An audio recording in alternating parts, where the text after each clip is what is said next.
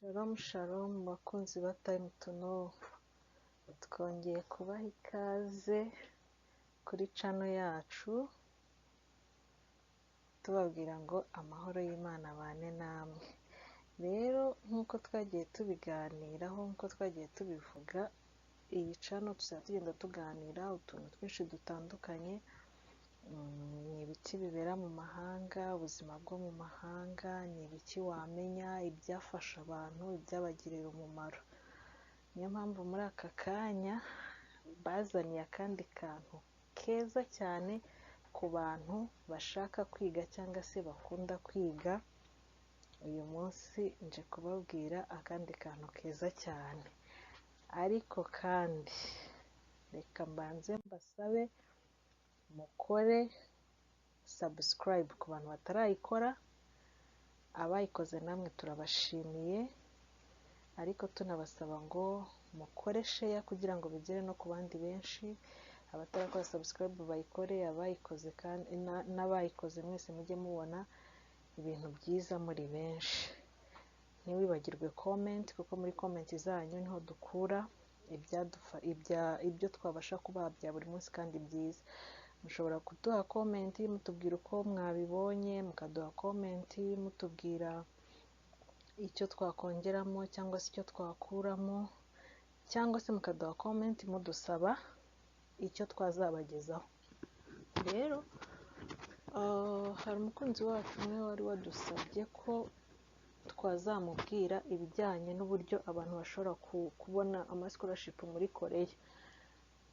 Ni muri urwo rwego ngiye kubabwiraho gakeya kuri scholarship ya guverinoma ya Koreya, cyangwa se scholarship yitwa Global Korean Scholarship GKS ya 2025, kuko yamaze gusohoka, itangazo ryagiye hanze. Ngiye kubabwiraho muri makeya uko wabigenza n'inzira wanyuramo kugira ngo ubashe kuyisaba cyangwa se ubashe kuyibona. Mubane natwe, mukomeze mudukurikire, ndabizi neza ko muri bukuremo utuntu twiza kandi tw'ingenzi.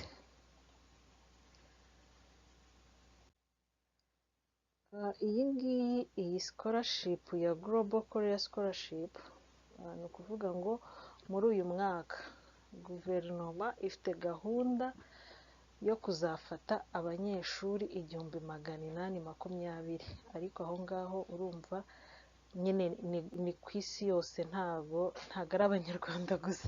Wenda ntaza kuvuga ngo ni 1820 umuntu akaba yagira ngo ni abanyarwanda gusa. Oya, ni abanyeshuri nyine bari international izafata. Hanyuma ariko ndabizi neza yuko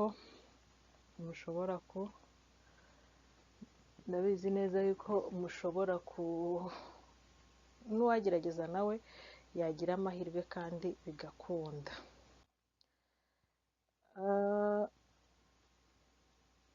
Uburyo wasabamo iyi scholarship rero,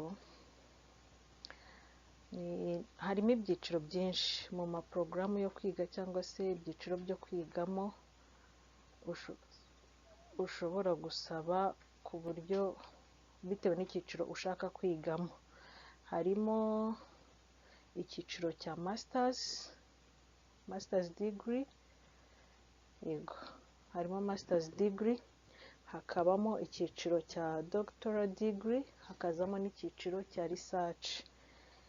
Icyiciro cya masters degree ni ukuvuga ngo ukiga mu gihe cy'imyaka 2. Porogaramu iba igizwe n'imyaka 2, ariko hakiyongeraho umwaka umwe wo kwiga igikoreya. Ni ukuvuga ngo iyo ukigera inaha ngaha bigusaba yuko ubanza ukiga, ufata umwaka umwe wo kwiga igikoreya, hanyuma wakirangiza ukabona ugatangira porogaramu yawe. Masters rero porogaramu ni imyaka 2. No kuri doctoral degree cyangwa se PhD naho harimo umwaka umwe w'igikoreya, hakiyongeraho n'imyaka 3 ya porogaramu. Ni ukuvuga ngo byose hamwe bikaba imyaka 4. Noneho ku cyiciro cya research yo ni amezi 6 cyangwa se umwaka, bitewe na research urimo uko imeze. hanyuma ikindi cya kabiri ni uburyo wakoresha usaba iyi scholarship. Uburyo wakoresha usaba iyi scholarship cyangwa se ibyo bise application tracks ni uburyo bubiri. Hari ugusaba uciye muri ambasade cyangwa se ugasaba uciye kuri kaminuza. Icyo gihe wahitamo ahakoroheye, ariko iyo usabye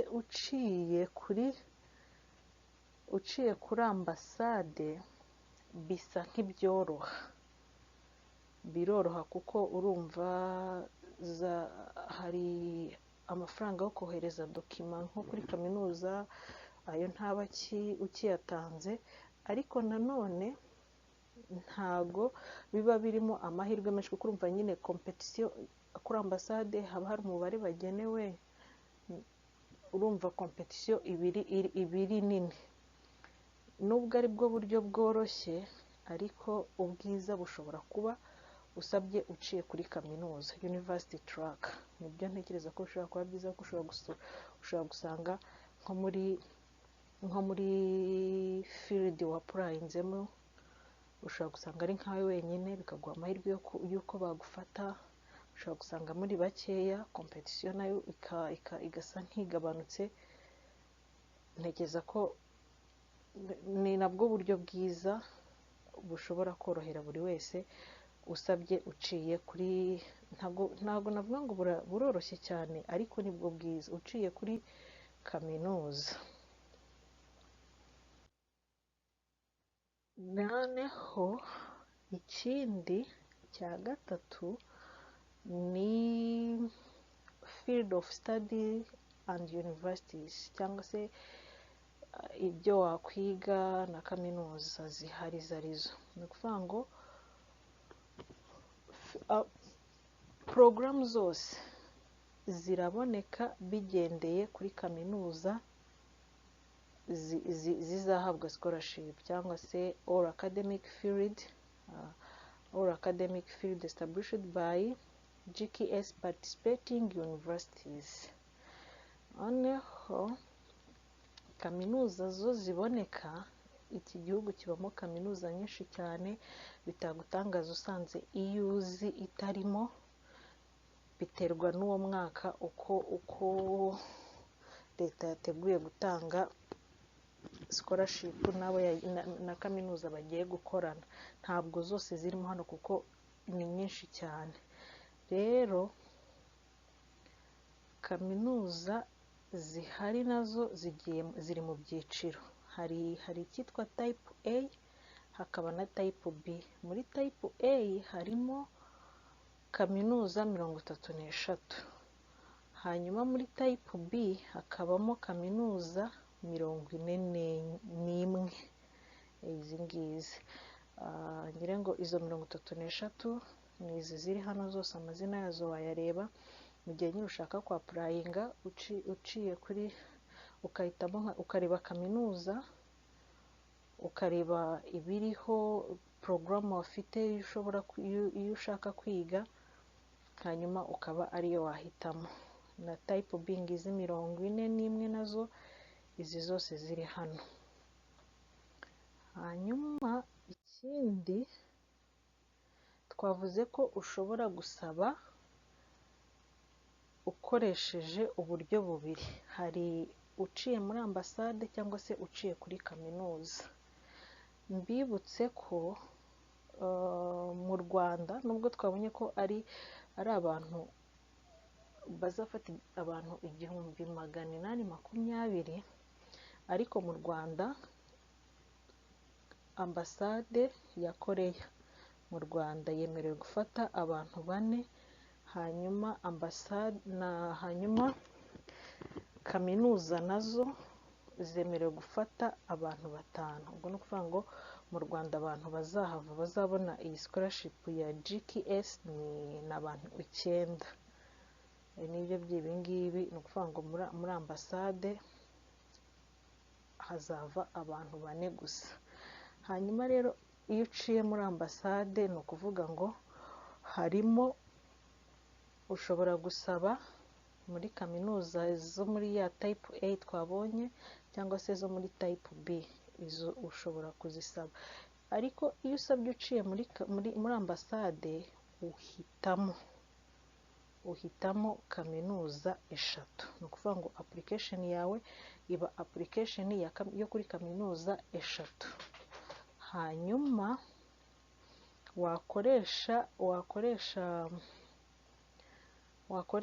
waca kuri kaminuza uba wemerewe gusaba kaminuza imwe yonyine. Urumva ko biratandukanye. Hano muri ambasade kaminuza imwe ishobora kutagufata, iya kabiri ikagufata cyangwa se iya gatatu, bitewe n'amahirwe yawe wagize. Hanyuma iyo usabye rero uciye nabwo kuri kaminuza, n'ubundi ureba muri za kaminuza twabonye. Aha muri type A ugahitamo, cyangwa se ukaba wahita muri type B. Hakaba noneho n'izindi kaminuza ziyongeraho zindi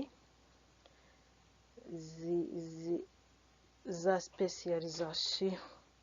Aha naho nabibabwiye yuko iyo uciye kuri kaminuza mu buryo bazafatamo abantu, kaminuza naho mu Rwanda hazaturuka abantu 5. Kuvuga ngo embassy izatanga 4, amakaminuza nayo azafata abandi banyarwanda 5.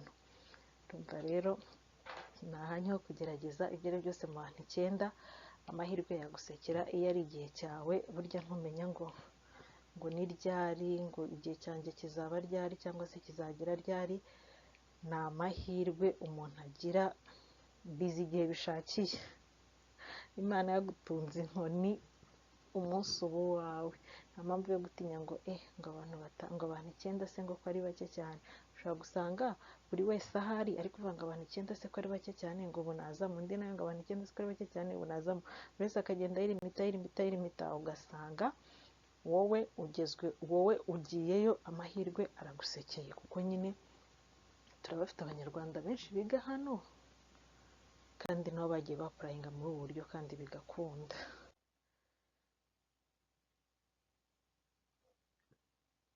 Hanyuma ikindi, iyo wahisemo kaminuza, iyo wahisemo gusaba ugendeye kuri kaminuza, uciye muri kaminuza nyine atari ukuvuga ngo uciye kuri ambasade, ni ukuvuga ngo dokima zose zisabwa uzohereza direct kuri kaminuza. Ntabwo ari uguca kuri mail, ntabwo ari uguca kuri website. Uhitamo kaminuza ugategura dosiye zose uko zisabwa, turaza kubigeraho. Warangiza ukazifunga neza muri envelope ukazohereza kuri kaminuza. Niko bigenda. Hanyuma rero muri eligibility cyangwa se muri eligibility, icyambere nationality deja twamaze kubona ko iyo ntiteye ikibazo, kuko u Rwanda turemerewe, twabonye nabo twemerewe. Ikindi cya kabiri,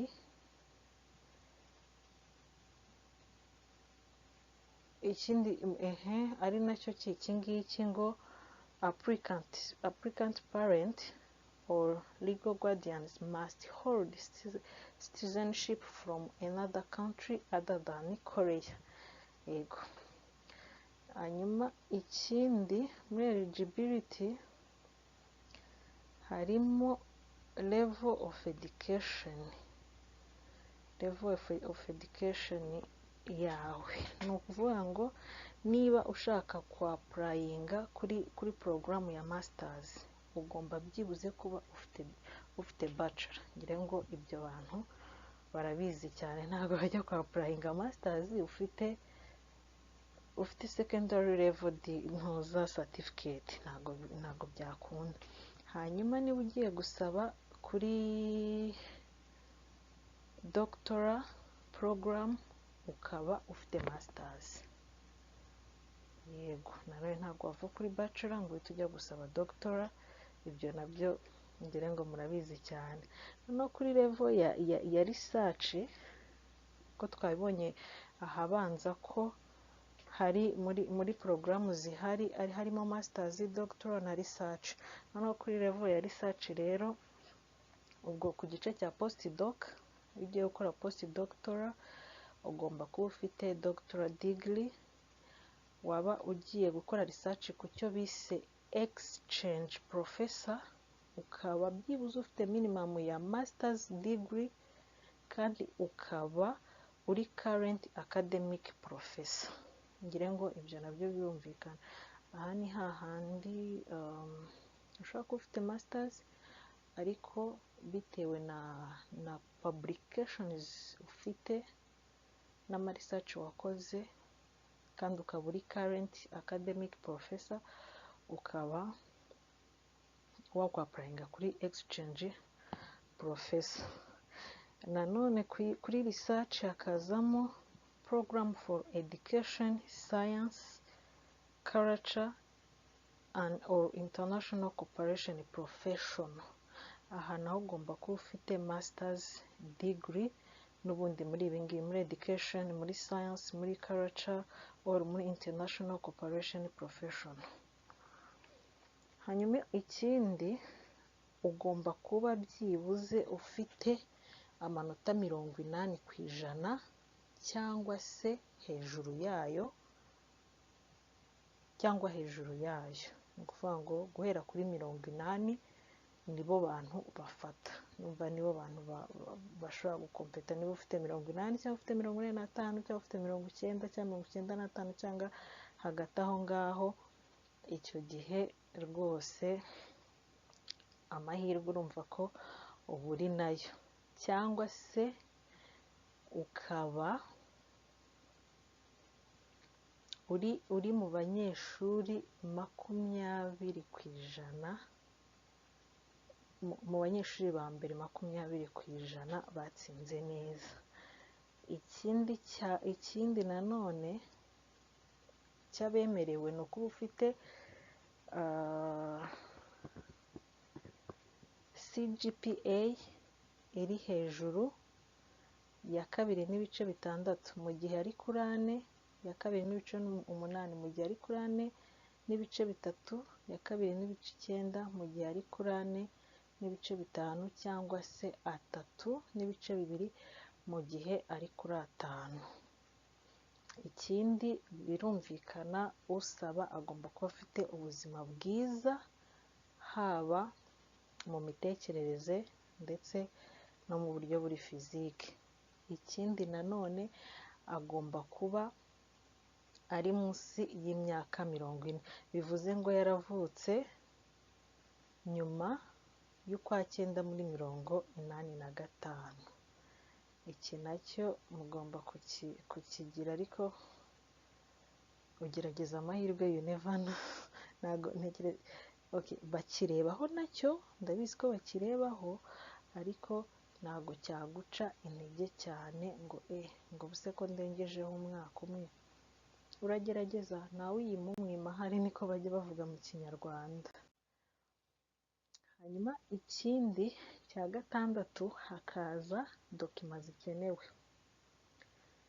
Muri dokima zikenewe harimo kuzuza application form, bayitanze, hakazamo personal statement bayitanze, hakazamo batanga application form, muraza kubibona hano hasi, ndabona nayibashyiriyeho, ushobora gukirikaho ukayifungura, cyangwa se ariko ndaza ikiganiro nigisoza munsi ndaza kubashyiriramo, ndaza kubapiningira link y'iyi scholarship kugira ngo umuntu uyishaka abe yayisaba nta kibazo, abe yajyaho nawe arebe, kuko ntago ibirimo byose nabirambura hano, ariko nawe akagenda akareba, akanyuzamo amaso, ukanareba kaminuza zihari na porogaramu bafite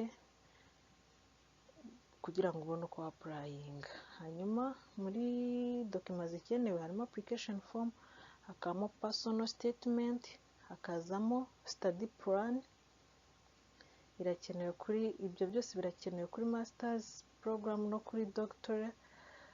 hanyuma hakazamo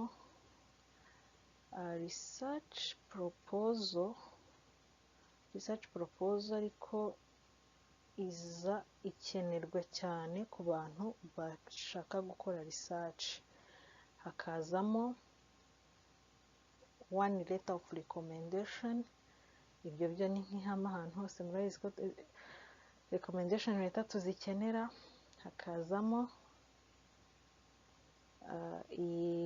letter of invitation ku bantu bagiye gukora baje kuri program ya research. Hakazamo Korean language program exemption application, ariko iyo iri option, only applicable for current academic professor applicant. Ni ukuvuga ngo iri applicable gusa ku bantu bari muri academic professors. Hakazamo form ya 8 ariyo GKS applicant agreement, iyi nayo muraza kuyibona.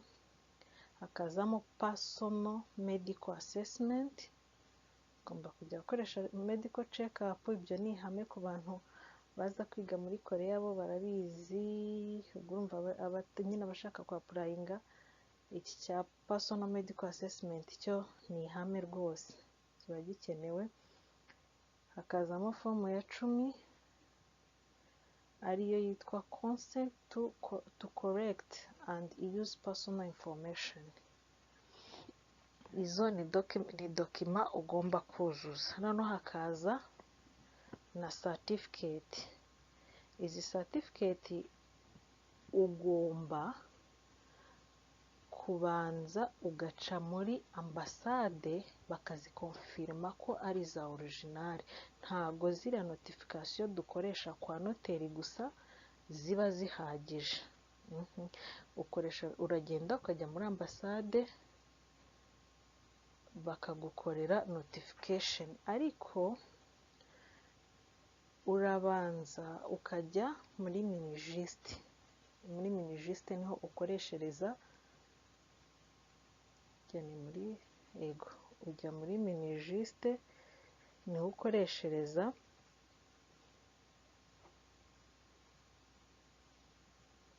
niho ugenda ugakoreshereza notification. Wamara gukoresha notification noneho ukajyana kuri ambasade, kansara agakonfirma. Icyo gihe iyo bakonfirmye gutyo dosiye yawe iba yuzuye.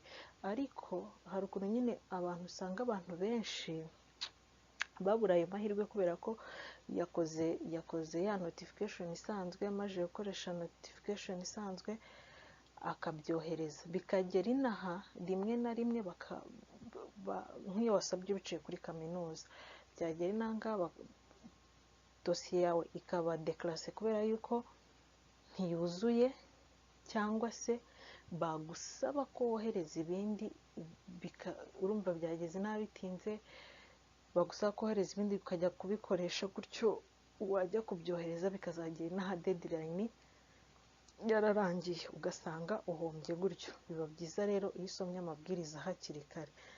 Izi certificate zigomba guca kwa kansara muri ambasade, ubwo ni ukuvuga ngo ni ambasade ya Korea mu Rwanda, akabanza akazikonfirma yuko nyine ari original, ni nko kunotifisha ariko muri ambasade. Izo certificate rero harimo applicant parent proof of citizenship and family relationship document, ibyangombwa by'ababyeyi. Hakazamo bachelor graduation certificate or diploma. Hakazamo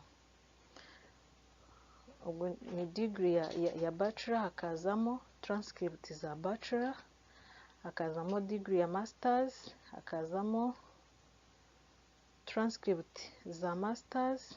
Hakazamo doctorate graduation certificate or diploma. ibingibi ni ku bantu bari gusaba postdoctoral research program, sibyo?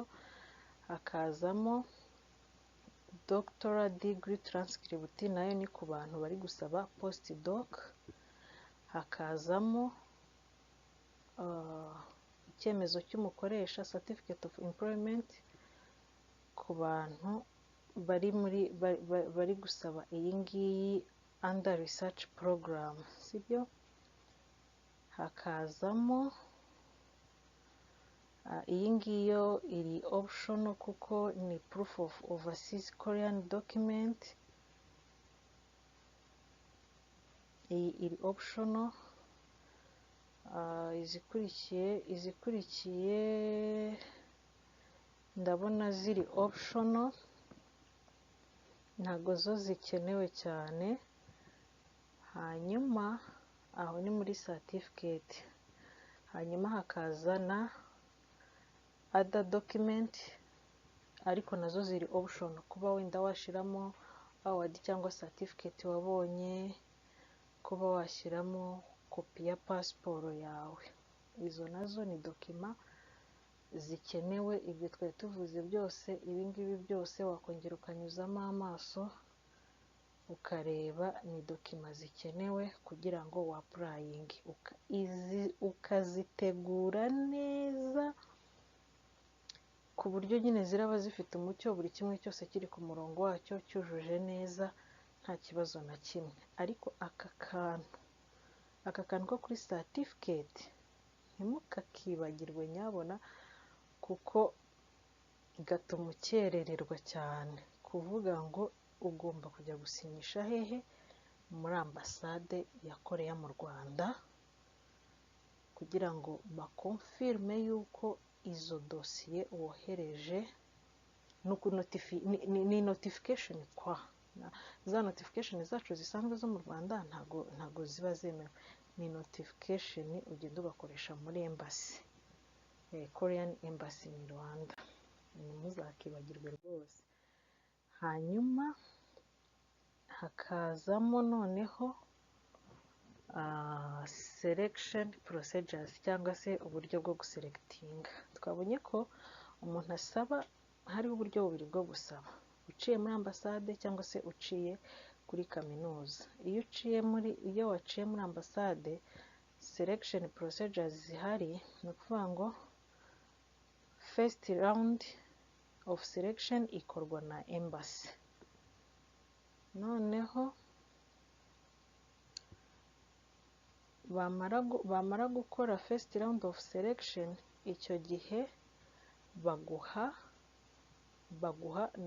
iyo wamaze kuba selected, bakoherereza notification, bagwa feedback. Noneho iyo bamaze kuguselectinga, bohereza muri iyi yitwa IEED, ngire ngo ni national, I don't remember mu magambo arambuye. Barangiza noneho dokima zawe iyo zigeze muri NID, niho hakurikiraho second round ya selection. Second round yarangira, bakajya muri third round. Ni ukuvuga ngo ziba ari third round of selection iyo waciye muri embassy. Noneho barangiza rero bakaguha final announcement, cyangwa se of GKS Kora, cyangwa se bakaguha noneho admission. Noneho iyo wasabye uciye kuri kaminuza, round ya mbere ikorwa na kaminuza. Nabo bamara gukora selection, bakohereza muri iyi ngiyi, muri NIED. Nayo yamara gukora selection,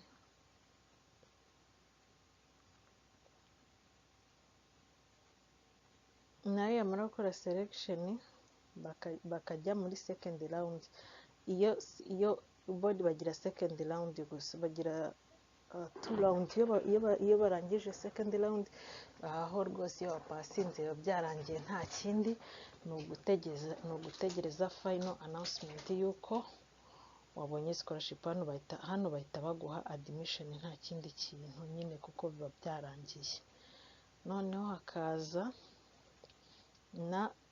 hakazaho noneho selection timeline, ni ukuvuga ngo ni igihe selection zizakorwa. Harimo muri embassy batangira guselectinga hagati y'ukwa kabiri n'ukwa gatatu. Mu kwa gatatu ngira ngo nibwo bohereza abantu ama notification bababwira uko ntuza zabo uko dosiye zabo zimeze, niba babaye selected cyangwa se babaye rejected. Noneho bakabarekomendinga muri iyi ngiyi, muri IIED mu ntangiriro z'ukwa kane. Rawundi ya kabiri ikorwa mu kwa kane mo hagati cyangwa kurimo kurarangira. Rawundi ya gatatu igakorwa mu kwa gatanu kurimo kurarangira. Hanyuma noneho final announcement bayitanga mu kwa gatandatu. Mu kwa gatandatu nibwo basohora ama scholarship, bakavuga yuko byagize, noneho bakabaha amabaruwa yanyu abemera kujya kwiga. Noneho kuri track za kaminuza,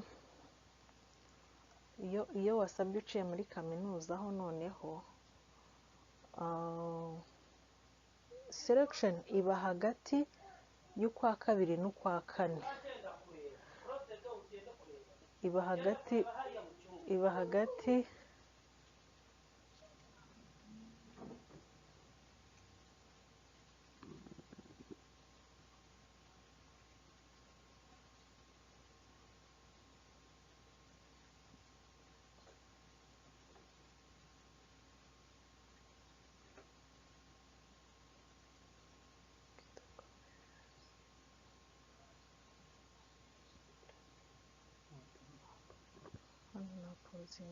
hano napozinze mwagira none ndabona utari gukunda. Okay. Naho ugeze. Ongera ukanda hano.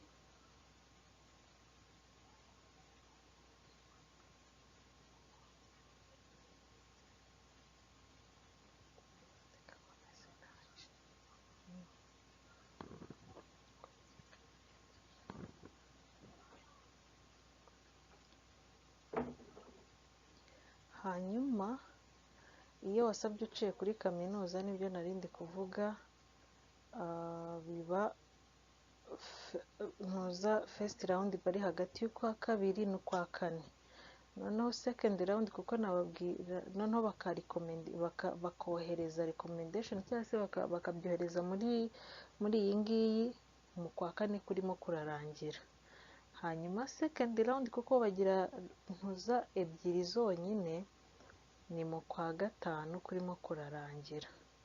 Third round bo ntabwo ibara, kuko hano uba wemerewe hano uba wamaze kubona admission. Hanyuma noneho bakazana final announcement hiya. Urumva yuko ibintu nabyo hano biba ari uburyohe cyane. Hanyuma ikindi ntekereza ko abantu benshi baba banafitiye amatsiko ni scholarship benefit, cyangwa se uwahawe scholarship abona iki. Ndumva iki abantu benshi baba bagifitiye amatsiko. Ni ukuvuga ngo umuntu wese wabonye iriya scholarship aba yemerewe tike y'indege, sibyo? Muri economic class birumvikana. Hanyuma akaba yemerewe kwishyurirwa tuition fees, cyangwa se amafaranga y'ishuri kugera kuri 5 miliyoni. Ariko amafaranga ya admission yo yishyurwa na kaminuza, nta kibazo. Hanyuma ku bijyanye no kwiga ururimi, umuntu wese ufite iyi scholarship ya GKS cyangwa se Global Korea Scholarship aba agomba kwiga igikoreya. Nababwiye tugitangira ko ni umwaka umwe, uba ugomba kubanza ukiga umwaka umwe wiga igikoreya. Rero naho umuntu bamwishyurira iyi scholarship imwishyurira $5,200,000, ubwo ni ibihembwe 4. hanyuma noneho umuntu noneho icyo we abona kijya mu mufuka wiwe cyangwa se monthly allowances,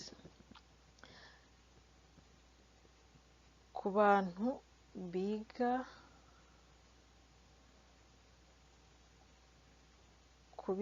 ururimi, ni ukuvuga ngo mu gihe uri kwiga ururimi, ni ukuvuga ngo ku mwaka ubona $14,160 y'amakoreya. Hano ni dushyize mu manyarwanda, ndumva ngo manyarwanda dushyize ku kwezi, ndumva ku kwezi uba ubona allowances ya miliyoni ngire ngo imwe hafi na 200 ahari. Si ntago nigeze byo mbicalculating, ariko wabicalculatinga ukareba. hanyuma noneho iyo watangiye kwiga amasomo uvuye ku rurimi, noneho ubona $15,720 ku mwaka. ubwo urumva naho iyo hano ni kuri degree program, hano naho urumva ni miliyoni, ngire ngo miliyoni nayo ni hafi $300,000 ahari y'amakoreya, ariko imibare yanjye nayo bitari guhura neza, ntago nigeze mbireba ngo mbabwire, ariko wabireba nawe ukareba ku kwezi uzajya ubona ngahe. hanyuma ku bari kuri research program bo ni $19,800. urumva ko ntabwo si amafaranga menshi cyane, ariko si amafaranga menshi ariko si na makeya, ku buryo yatuma uvuga ngo ntago nakwirirwa napurayinga. ntiyakubuza kwa purayinga, kuko ibyo uzakuramo nibyo byinshi cyane kurusha kutagetinga cyane aya mafaranga. Numva akangaka abantu benshi niko baba bafitiye amatsiko cyane iyo ushaka kwa purayinga. apari ya required document, ndumva iki kindi cya scholarship benefit abantu nabo baba bagifitiye amatsiko cyane. hanyuma icyanyuma rero ni izi file for guidance, cyangwa se ibyo noneho wareberamo ni izi ngizi. ushobora kureba gutya ukabyandika muri ntuza, muri Google wabibona, ariko hasi ndaza kubashyiriraho link, hanyuma muze gufungura murebe, munyuzemo amaso. muraza kureba hano harimo application guideline, ni bino nari maze kubabwira, ariko nyine ngiye narebyemo iby'ingenzi. wanyuzamo amaso nawe ukaza kureba, hanyuma hakazamo za application forms batubwiye muri required document. ahantu twagiye tubona ama application forms ugomba kuzuza ni izi ngizi. ubwo mu gihe wasomye guideline neza izi application form ukazidownloadinga nazo ukazuzuza neza. hanyuma hano university information, iya mbere ni iya kabiri, iki cya gatatu n'icya kane ni university information. niho uzasanga za kaminuza nababwiye, ngire ngo ni 70, zose hamwe ni 74. zose zirimo hano, ukareba n'amaporogaramu bafite, ukareba irimo ifite porogaramu ukeneye, akaba ariyo wakwapurayingaho. mbibutsa ko iyo wapurayinze uciye muri embassy uhitamo kaminuza 3. ubwo ni ukuvuga ngo utegura dosiye 3 zizajya za kaminuza 3. ariko iyo waciye kuri wapurayinze uciye kuri kaminuza, ni kaminuza imwe yonyine. ubwo ni ukurebana ubushishozi, hari izigiye zirimo zihuje amaporogaramu, ni ukarebana ubushishozi iyo ushobora guhitamo. akenshi hari iziba ziri popular cyangwa se ziri high ranked ku buryo nyine buri wese aba yifuza kujya kuyigamo. Nabyo ni ukubirebaho, kuko iyo ufashe iyo uhisemo iri high ranked cyangwa iri popular, hari igihe usanga mwayihuriyeho muri benshi, kuko urumva abantu 1820 ni abantu benshi cyane, kandi bavuye ku isi hose, bavuye mu bihugu bitandukanye, mu mugabane w'Uburayi, umugabane w'Amerika, umugabane w'Afurika, umugabane wa Aziya. Rero baba bashaka kwiga nyine ahantu hakomeye hanazwi. Ntiwabura nawe kwa purayingayo, ariko byagufasha cyane igihe urebye iri moyenne, irimo hagati, ku buryo nyine mushobora kuzisanga wenda wanapurayinze y'uri umwe, muri babiri se. Yego, icyo gihe urumva iyo wapurayinze bishobora kuguha avantage kaminuza ikagira ikaguselectinga, nabyo bishobora kuguha avantage. Ndumva nibyo ngibyo nababwira. Mwakoze kubana natwe, turabakunda, niyo mpamvu tuba dushaka kubasangiza nyine ibintu byiza bitandukanye byinshi. Iki rero nacyo maje kubona yuko nyine iyi scholarship yagiye hanze, numvise ntabyihererana, numvise nayibasangiza, nkabasangiza ibirimo, hanyuma mukaba mwakwapurayinga nta kibazo. Mukomeze mudukurikire, mudukunde, muduhe subscribe, muduhe amakomenti, n'ibindi wifuza kumenya. Ushobora kuba wenda hari n'ibindi wifuza kumenya bitari n'amascholarship gusa, cyangwa se niba hari n'ibindi bibazo wambaza bijyanye n'izi scholarship, nta kibazo, muri comment feel free kumbaza. Comment zanyu nzinyuramo cyane, feel free kumbaza nkabasubiza, n'ibindi mwifuza ko nazabaganirizaho. Murakoze cyane. Amahoro y'Imana aruta abantu bose bakwibwira abane namwe. Turabakunda, naho ubutaha.